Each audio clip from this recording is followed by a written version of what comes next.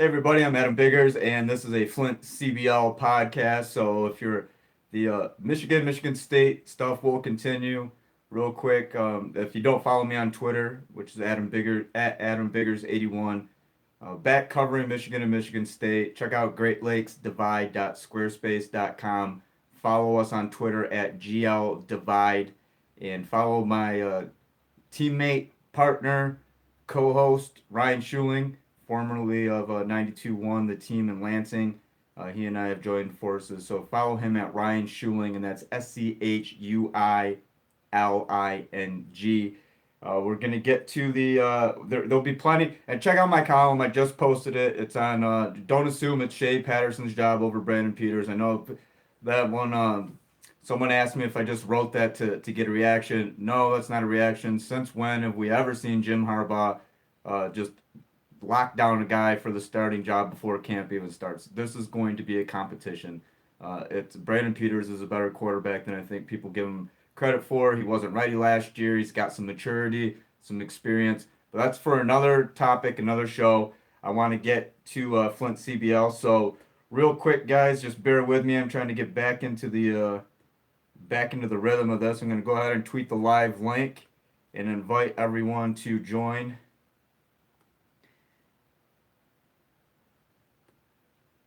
And in the meantime, if you have any questions, if you're watching this and you're a baseball fan, you're playing the Flint CBL, that's basically why I do this podcast. It's just a small group of us. It's a 6-team league here in Flint, Michigan. Some really good players. And I'm going to talk about my team, the Flint Seagulls. I'm going to talk about bullpen sports, and we'll get more into that. So real quick, I'm just going to tweet the live link.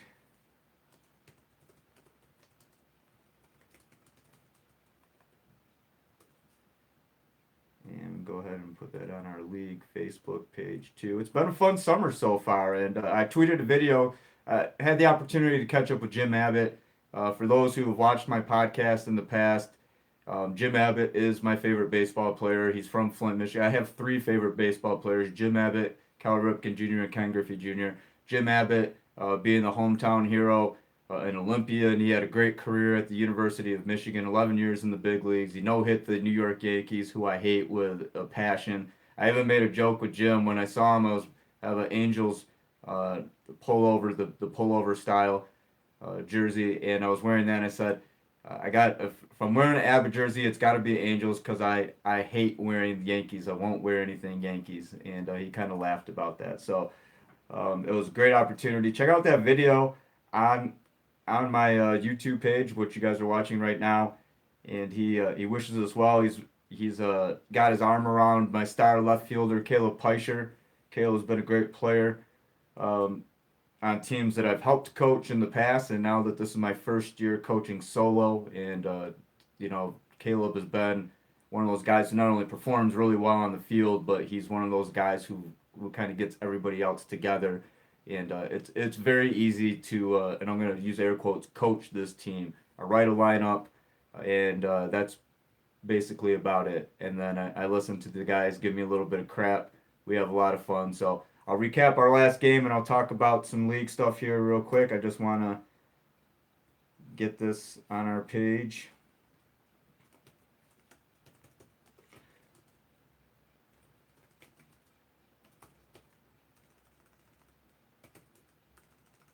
I'm getting used to a new computer too, so bear with me, guys. It's going to take me a second. By the time football season starts, and we're doing the regular thing 3 times per week with discussing Michigan and Michigan State, it'll be a lot smoother. So not much is really going to change.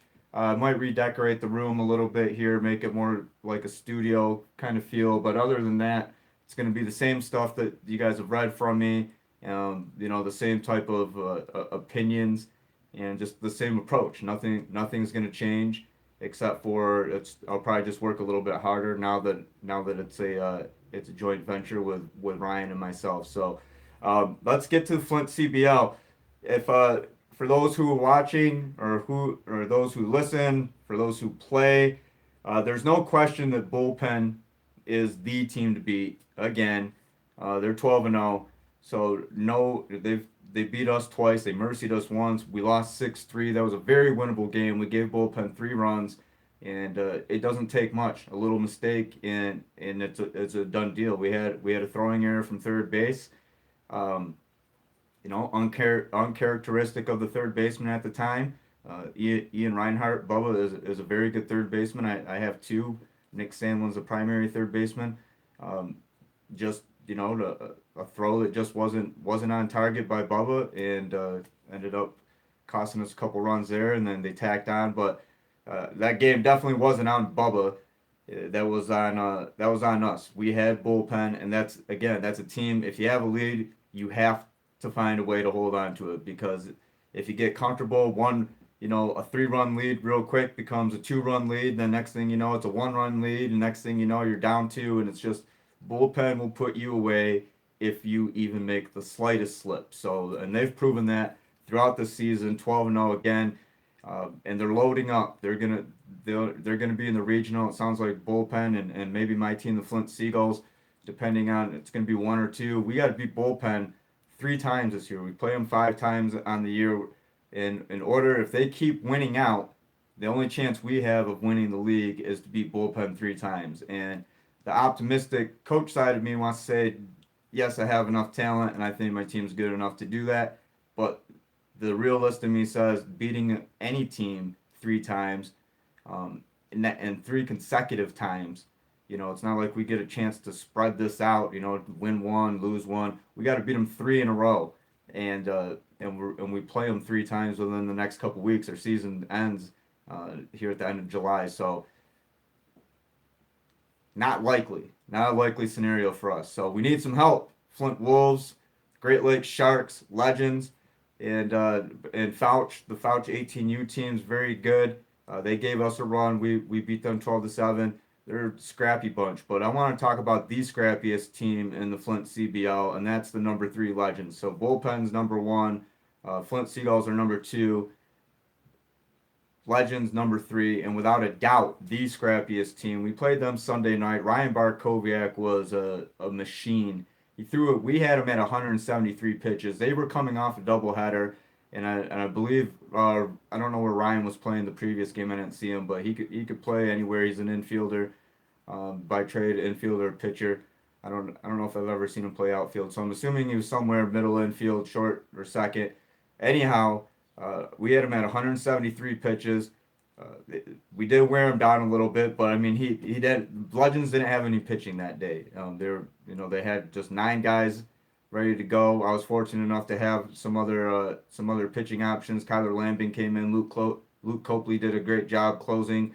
He needed a little bit to settle down. It was one of those games where I feel like the nerves were high. My emotions were definitely running high.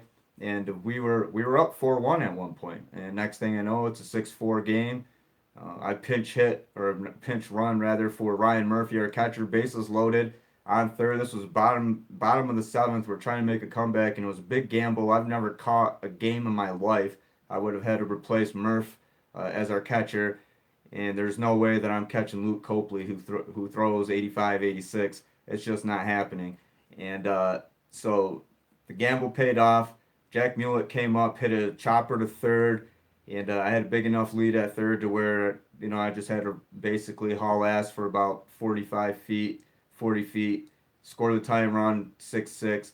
Max Baldez actually ended up being our tying run. Cam Hadley was huge for us, but we had to fight, and we were fresh. We weren't coming off a doubleheader coming off another game like the Legends. They had to play a doubleheader. It was Sunday night. They had 9 guys, so a lot of respect to Alex Poppin and Lauren Graham. They manage him, play Ryan Barkowiak, huge game. Joe Shannon nearly gave me a heart attack. I believe it was in the 6th inning. He hit a 2-run triple, and I thought it was just gonna hit dead center in the fence. I think it took a hop and into the fence. I'll have to ask Cam Hadley, our center fielder. But from my vantage point, it looked like it was headed right to the middle of the fence, or maybe it took one hop. Anyway, Joe jumped on it. It was a fastball. He jumped on it, and at that point, I thought that the game, right there with Legends, again, You want to talk about bullpen if you make mistakes. If you make mistakes against legends, you're going to pay too. And that was Luke, I believe it was Luke, it was Kyler Lambing. Kyler threw the pitch that Joe Shannon was looking for, and Joe Shannon took advantage of it. So again, hats off to the legends. Much better. We're bullpen's 12-0, Seagulls 9-3, Legends are 4-8, and I want to say because both of two wins that we have against them have been it was 1-0 in extra innings, and then it was 7-6 Sunday night, and I want to say six or 6 or 7 of their losses are by 2 runs or less. It's something like that because I know at one time like 4 out of their 5 were all 1 run or two run or less. But anyway, Legends are a much better team than what their 4-8 record indicates. So um, at number 4, I put the Fouch team, and that's because they've beat the Sharks, they've beat the Wolves, they played us well in comparison. I don't think that it was our best game. We made some errors, but at the same time, those guys didn't quit. They're all college-bound players, all very good, well coached by Steven Burtis, who also pitches for bullpen. So I put Fouch. I don't know Fouch's record, but Fouch has come in, a young team, and they've come in and they've beat teams that have experienced college players on the roster. The Wolves have some guys who've played in college, and I'll talk about the Wolves a little bit, or high level, or were really good in high school. And the Sharks have D1 guys on that roster, at least one that I know of, and they have other junior college and NAIA guys. So for Fouch to come in and beat both of those teams, I have to put them. They're not It's not technically a CBL game. It's like the games count, but they're a tournament team, so they play in the CBL when they're not playing in a tournament. So anyway, I have to put Fouch at number 4. I firmly believe if Fouch played a full league schedule like the rest of us, they'd be 3 or 4 right now anyway. So they're a pretty competitive team. At number 5, I put my former team that I used to help manage with Doug Hyde, and Doug's had a hell of a year. Uh, and Doug, you're not too old, man. You're having a really good year, but who's having a better year is Ben Meinberg. And Ben Meinberg of Davison, he's got his brother Aaron playing on the team as well. They both played at Mott College. And Ben is hitting like 421 on the year. Last that I knew, this was a game or two ago when we're looking at the stats. I forgot what Doug said. He's got like 5 doubles, but hitting 421 on the year. He's drawing 10 walks. The Wolves they're now 3-9, and they started out as a team that I thought, I was talking about them as a surprise team. And I still think that the Wolves have a little bit of something. I don't know what's going on, if they're wearing down, running out of gas, but the pieces are there. And I mean, they beat the Sharks 10-5 earlier in the year.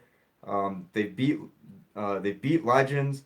I mean, we've played them once. We beat them 7-4, and that could have easily been a 12-2 game for us. But the Wolves, again, we weren't at our sharpest, and the Wolves came and they rallied, and it's baseball. Baseball happens. Even though if you think your team's pretty good, that other team thinks they're pretty good too. So it doesn't really matter. And so that's what I really like this year. There haven't been a lot of blowouts, mercy rule games this year. There's been a lot of close games this year. It's been very competitive. At number 6, I put the Sharks, managed by John Reese, the Great Lakes Sharks.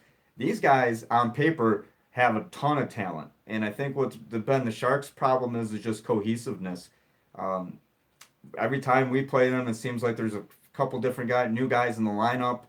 I don't know and on Sunday games, I don't know if it's an issue of being able to get guys to show up, or what it is. But I think if the Sharks had their full team, and John Reese will tell you this as well, I think if the Sharks had their full team on any given day, they'd be a lot tougher to beat. And that 3-9 right now, I had them at 1 win coming into this past week, and I was wrong. They had 2 wins, so I apologize for that.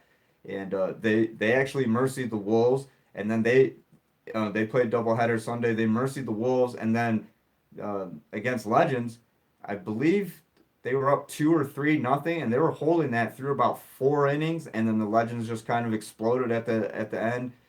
They were up 2-0 because it was 7-2 final, Legends, and then again, the Legends turned around and had to play us. So that's why I put the Sharks at number 6. And I mean, this isn't. I'm not saying that they have the least amount of talent in the league because I don't think that's true. But power rankings wise, and the way that everybody's played right now, I don't think you can really debate it. Bullpen number 1, Flint Seagulls at number 2, Legends at number 3, Fouch at number 4, Flint Wolves at number 5, and the Great Lakes Sharks at number 6. So it doesn't look like I have a lot of anybody in this chat today, doing it kind of at a weird time. I was supposed to do it around lunch, so I'll wrap it up. But thanks for everybody who's watching either live or coming back and watching it. And obviously, it's kind of a pretty narrow audience. It's the Flint CBL. I do this for the guys in the league. 1, because I like to talk about baseball. 2, I'm in the league. 3, I have the time to do it. And 4, why in the hell not? So I'll make spend another couple minutes because I want to talk about my team.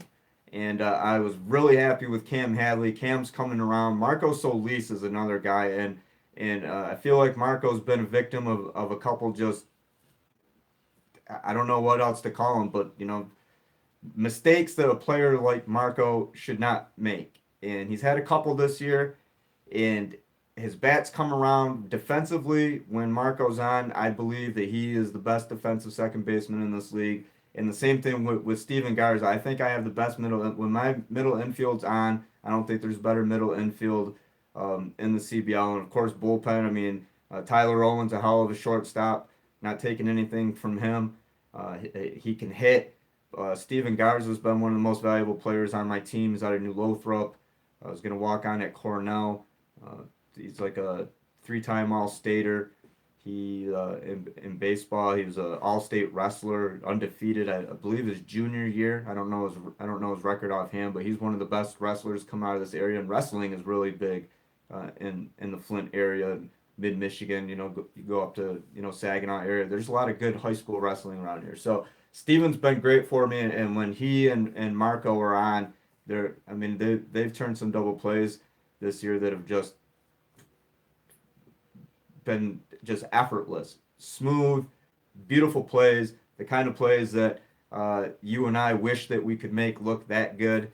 I think maybe even in my prime, my best is probably somewhere down near their very, very average play. So they're really good, and I've been really happy with them. Caleb Peischer in left field. Nate Nanny, though, newcomer, he's 2-0 against the Legends. He's thrown like 143 pitches, 14 innings, 10 strikeouts, and only 3 walks. He came and had a big game for us at the plate. 2 singles, went to right, went to left. Left-handed pitcher, bats left, obviously. And he's headed to Northwest Ohio on a baseball scholarship. So congratulations to Nate. I really like Nate. He's got that right amount of confidence, cockiness, and this isn't a knock on him, but that young and dumb quality, and just a young, cocky kid. Not over. He's the kind of he's got the kind of personality that you want in a pitcher. He knows that he's good. He's very athletic. He was a starting point guard and quarterback at Bentley High School, and he's just a really good athlete. And I think with Nate, there's really not a lot for me to complain about other than, I think sometimes it's just focusing that energy and not getting overly confident. He's 17 years old, and he's headed to go play college baseball, and he's a really good athlete. And I think that he's got a bright future. I think with Nate, focus that confidence, and maybe not be, not let the confidence take over. You want to be confident, but don't let it kind of run you. And I think with Nate, if he can do that, he's going to be a really good player. And I look forward to having him on my teams in the future. Jack Mulick and Wright has been phenomenal. He's made some he's made some catches. Definitely looking like one of the top handful of outfielders in the Flint CBL, at least from my perspective and how he's played lately. He's coming around at the plate too. So I mean, if we were to make, first and second team all stars in, or all league team in the Flint CBL, it would be packed with bullpen guys for sure. There'd be some Seagulls on there, and a couple other guys, but maybe I'm a little biased. I don't My coverage of other sports, I'm never biased, but this is summer ball. I manage this team. I think we're pretty good, and I've been really happy with the way that we've played. And um, I think if we can sharpen up a little bit, we're going to be even that much better. So no questions today. That makes this easy on me. I want to thank everybody for watching. Follow me on Twitter at AdamBiggers81, and come out and watch us play. And if it's not the Seagulls, come out and see the Legends or the Sharks or the Wolves, Fouch, Bullpen, Broome Park, Kersley Park. Follow the Flint CBL and Whaley Park. Follow Flint CBL on Facebook. Just search Flint CBL. Like the page. The schedules are on there. I try to post some power rankings and do podcasts and stuff like this. And it's all about promoting local baseball. And if you're watching this right now, and if you're in high school and you're playing, and you're kind of looking for a place to play, if you're really good, contact me, because I'll take a look at you. But come play in the Flint CBL. And when I was in high school, this was a 30-team league. There was East and West divisions. You can ask a lot of the other even the guys older than me. I mean, this was a league where there were a lot of minor league talent. There were a lot of really great players. And Caleb Peischer actually is calling me right now. I don't know if you guys can hear that. Caleb, I'm about to read your phone number off. Call Caleb at 810-875. I'll call you back, Caleb. Anyway, I'm going to wrap this up. And thanks to everybody for watching. But again, come out and support Flint CBL baseball. Drew Johnson, the athletic director and baseball coach at Lakeville, has done a great job. He's really injected some energy in this league. And all the guys who've played in this league, have been involved with it, know what it can be. And there's no secret that it's struggled, the past handful of years, 5, 10 years. And there's been times where we didn't know if there was going to be a league. And I believe that if we can, kind of rekindle the interest, there's a lot of really good baseball talent in the Flint, Lapeer, kind of immediate areas, Shiawassee County. I mean, we just did the All-Star game at Dow last Thursday, July 6th, and that was a huge success. The Flint area won 8-5. Some say the series is even at 2, but I've talked to some other guys, and I think it's actually 2-1-1 in favor of the North team. And you have Bay City Western up there, Bay City John Glenn, Saginaw Heritage. I mean, the list goes on, and that was a fantastic game. Spencer Mouthrop was the North MVP, and and he's a Bay City Central. And Nolan Lawrence of Fenton was the South MVP. So it was a great game. And I think the more that we look at involvement like that, the more, I mean, the Mott Bruin Club All-Star Game does a great job every single year honoring the area's best seniors. And I think the more, I just feel like baseball is there's a lot of people said it was on the decline. I disagree. I think that there are still a lot of people who love baseball, and I think that they're parents especially are really looking at other sports, because they hear all this stuff about football, and it's well publicized and everything, and other sports, and the kind of likelihood of injury. And I mean, I'm not saying that in baseball, obviously you can get injured, but if you look at duration, especially of like professional careers, these guys playing baseball, and look at how many, it's there. That's another discussion, but I do believe that baseball is coming back, and I think that especially in this area, and I think that a strong Flint CBL will definitely contribute to that. And the efforts of guys like Ben Almessi, he's the coach at New Lothrop, one of the best coaches in the state. He does a great job with this league. And again, Drew Johnson and all the players. I mean, you look at the dedicated managers from Alex Poppin to Doug Hyde and Pops, to Ron at Bullpen, John Reese of the Sharks. I mean, there is a lot of interest, and I'm hearing that there's going to probably be a couple more teams in this league. I'll be in college and now my kids next year might be two more teams. So hopefully, we're looking at next summer is that this is an 8 to 10 team league, and hopefully, it grows, within the next 5 years. I don't know if we'll ever see a 30 team league again. That would be great, but I mean, if this can become, 10, 12, 14 team league, or somewhere in that range, I believe that Flint baseball will finally kind of get the you know res- I don't want to say that it's been disrespected because there's such a long history of guys who come out of here, but I guess it'll get the recognition that it deserves that it hasn't gotten for 20 25 years.